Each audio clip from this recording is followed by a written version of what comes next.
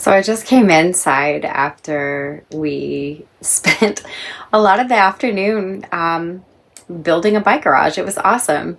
I had a little inspiration of like maybe what I thought might be helpful as far as storing the bike and keeping it out of the elements, keeping the battery cool enough in the summertime and warm enough in the wintertime, and to keep it dry so that the electronic components of the bike can last a long time.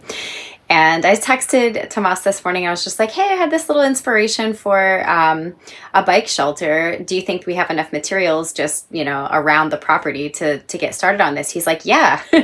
And then a few hours later, we had like the framing of the bicycle garage ready to go, which is so cool to see something that I drew on paper this morning physically represented in the real world.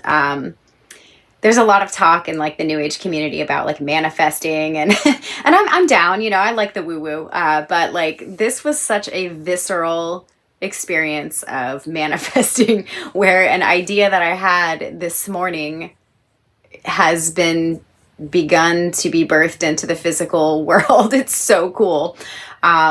We kind of just looked around at like what was on the property. I mean, he has a lot of scrap building materials and wood and corrugated metal roofing and siding and all this kind of stuff. And he was like, yeah, I think I even have some hinges laying around. And I had drawn up like my dream bicycle garage that was like big enough for me to stand up in, and like I could roll the bike in one side and roll it out the other side so that the doors on both sides open so that I could leave the trailer attached. And we started measuring stuff out and looking around at the materials that were already on hand just here on the property. We started gathering up, bits of wood and stuff. And it was really fun. I got to use a power saw today, or a chop saw today. That was really fun. I have always wanted to like build things, and I love a good like DIY situation where it's just you make it yourself. Some of you know that I love to make my own clothes, and I often will use things for other than their intended purpose because they just fit a niche need. So I like that kind of problem solving. I like that kind of like puzzle for your brain, to try and make something out of what you already have on hand. So we spent $0 today. Obviously, Tomas had probably bought all of these materials for other projects and they were just around, or he's salvaged them from other things. But we spent $0 today to get started.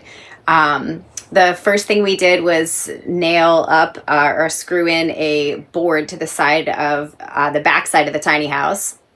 And we were going to use that to attach some of the sloped roof rafters.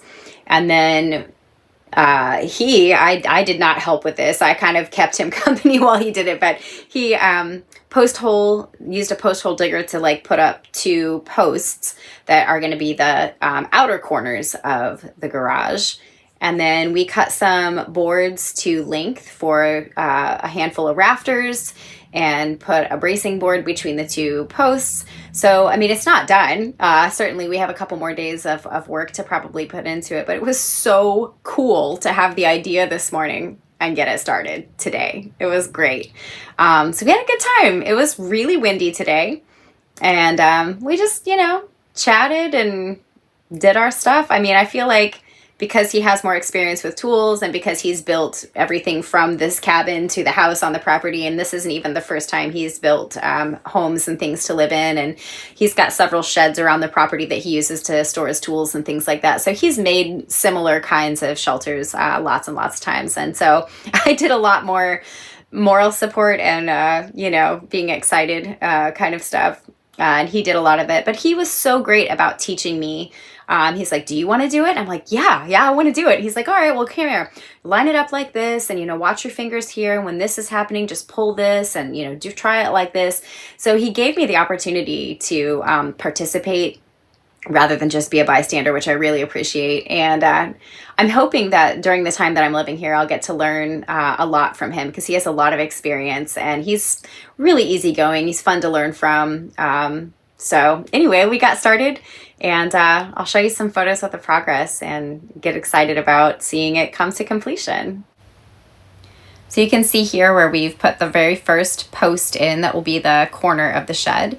You see the top board and the bottom board. The top board will hold the rafters and the bottom board will be a substrate for the flooring so that we can keep the bicycle tires off of the mud. It's just another angle of that. You can see the top for the rafters. Tomas is cutting off a little bit of the top of that so we can make the rafters level. And this is kind of the size of it. It's about 10 feet, well, it's exactly 10 feet wide. And the highest part is almost 7 feet tall. So I'll definitely be able to stand up even once we put the flooring in place as I pull the bicycle in. Both sides will be have doors that open so that I can kind of like a tunnel just pull the bike straight through. I can park it in one side and then pull it straight out the other side. So this has both posts and the first two side rafters. And I got to use a chop saw today. It was so awesome. He like showed me how to use it and then I was like, I can do this. Look at that sawdust flying. It was so fun. I enjoy building things. And then this was just kind of us attaching the rest of the rafters in place. We had to kind of measure everything out and make sure we were trying to get the rafters into either some kind of stud or into that board that we hung at the top there. And this was as far as we got for today. So we kind of cleaned up and checked it out.